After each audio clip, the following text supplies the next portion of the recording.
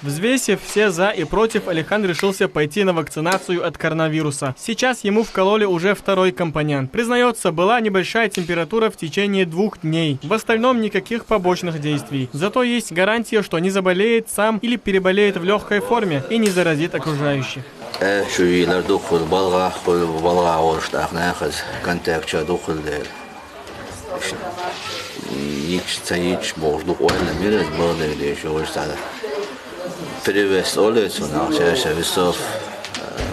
пользу того, что надо сделать, как раз таки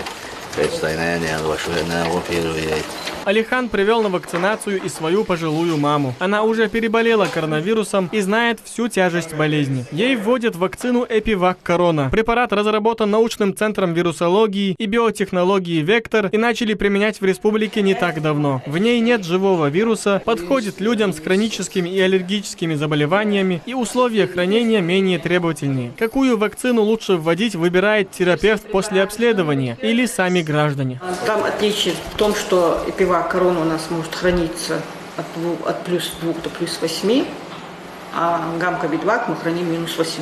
Вот в этом отличие там идет. И она как-то более легкая, и приоритет там идет старше 60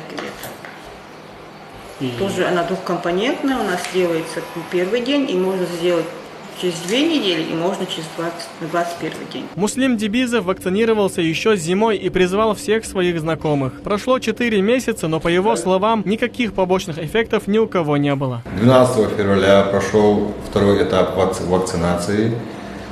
Чувствую себя хорошо, никаких побочных эффектов не было. Призываю все население Чеченской Республики привиться. Всех своих родных, всех своих знакомых призывал, провакцинировал. Кто согласился, пришел, провакцинировал.